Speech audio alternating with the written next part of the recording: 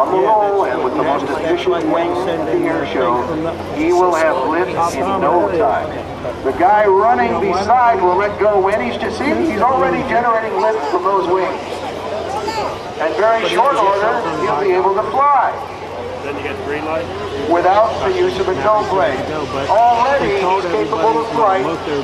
He's going to build up just a little more speed because he runs dramatically to the front of the ground, climb up to the altitude speed for his air run.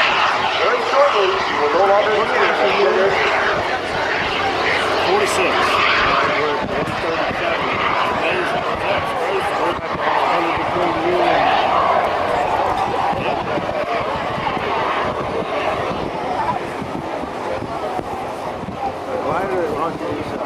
£225 of thrust.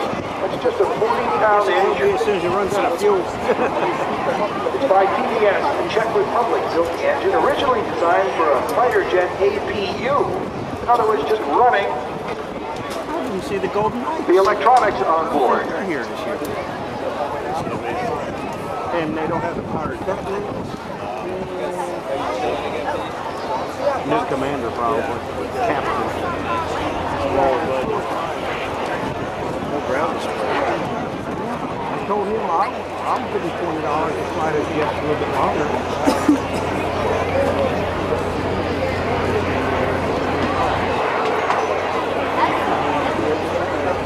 Maximum speed 175 miles an hour in Super Salto.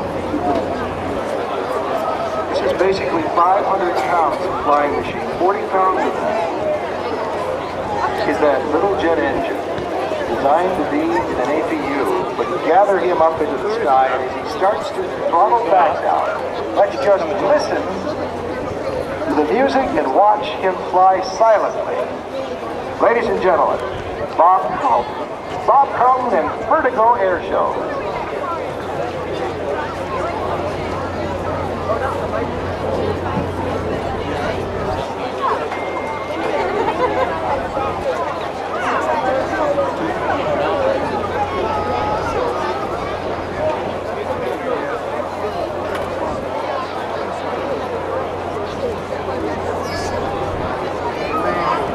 Still wants to climb just as high as he can under the clouds. Just talking to him, Dan. When y'all come down today, or wants to just turn around and get a little more altitude. Smoke is on. Here he is, ladies and gentlemen, Bob Carlton. I got a hotel room down the road, and then he might stay at home or right there at Park.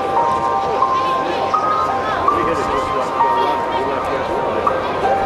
This is 317.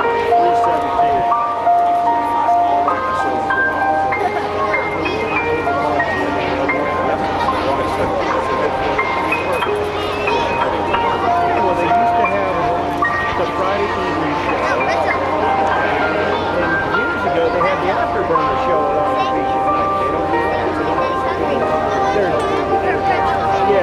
They're doing it, and they're having the guys jump out. Nothing like that.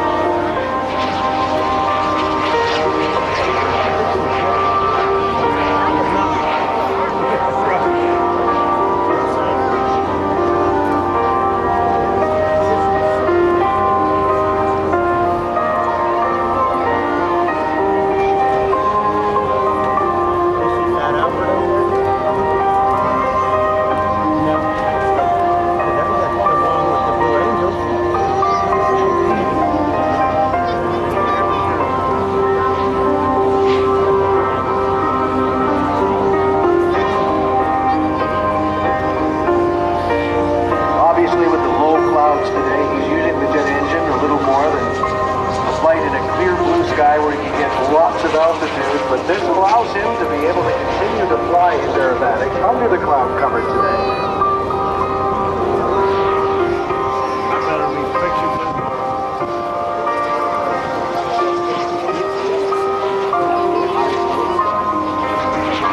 what was it, about 5 years ago when it was supposed to rain?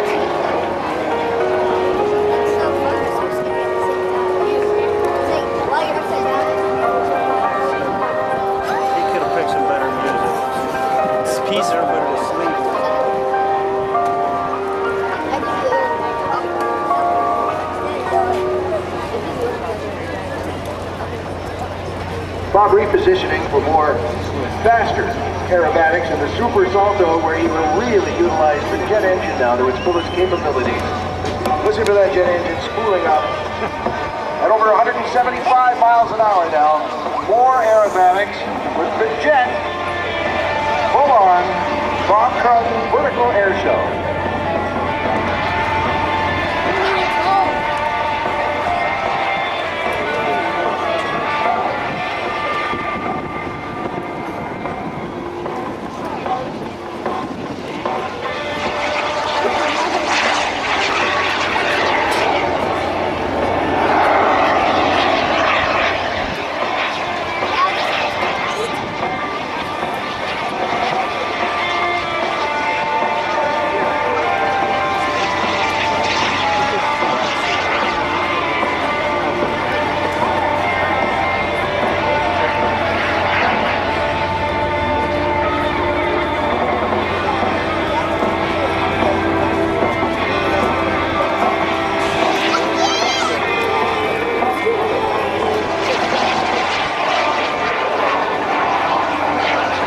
From Albuquerque, New Mexico.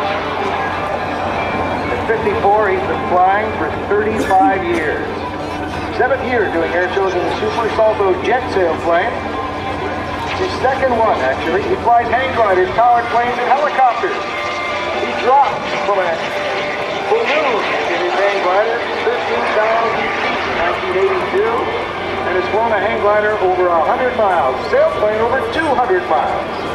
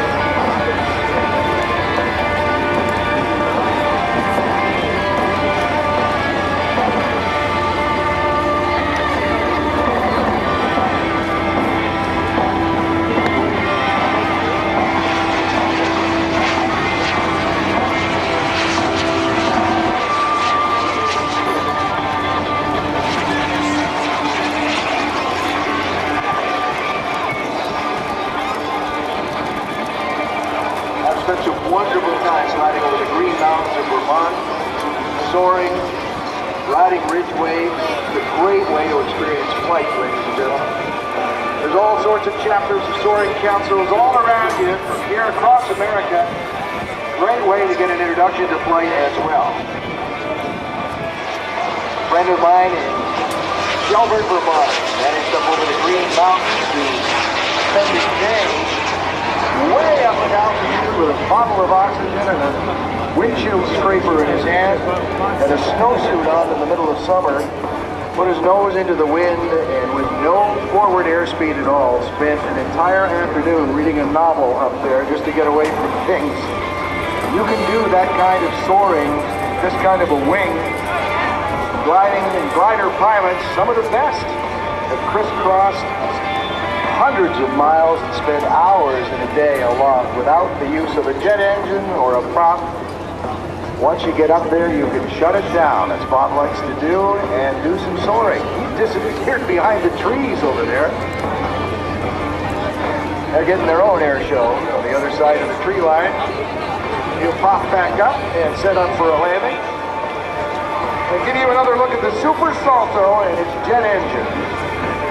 Bob Carlton.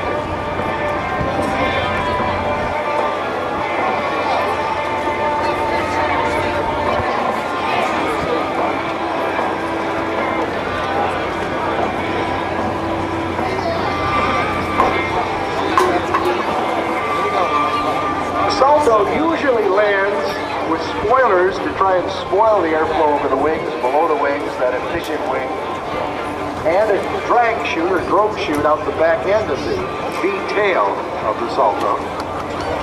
Bob doesn't use the drag chute. It gets in the way with the thrust of that engine, which is not a good thing.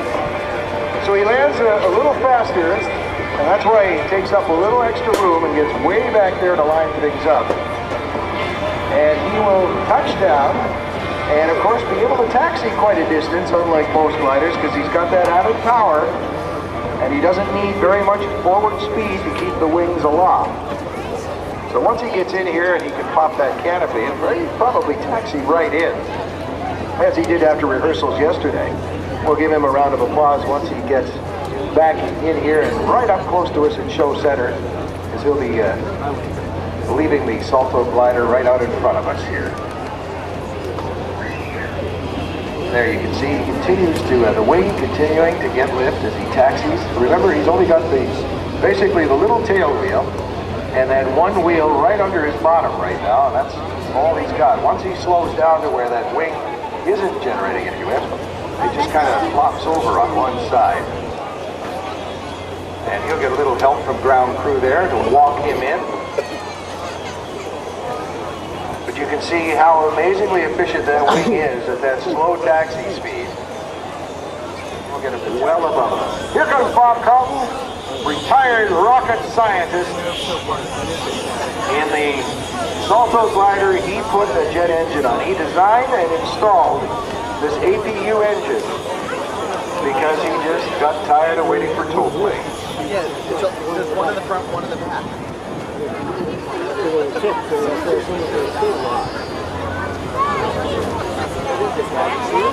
Gives me an opportunity, too, to thank again United Technologies Corporation, Pratt & Whitney Division, University of Phoenix, too, for helping us this weekend. The Virginian Pilot, Old Dominion University, Tidewater Community College, Macy's, AT&T, Coastal Virginia Magazine, Navy Mutual, Filio and Holiday, Valpak in Southern Virginia, and the flagship military newspaper. They've all helped get the word out, and they've done a terrific job. First Command Financial Advisors, proudly serving military families for more than 50 years. They're here today to extend their deep appreciation and thanks to all members of the United States military in attendance, those serving around the globe, and all who have ever donned the uniform. We thank them for helping out here this weekend.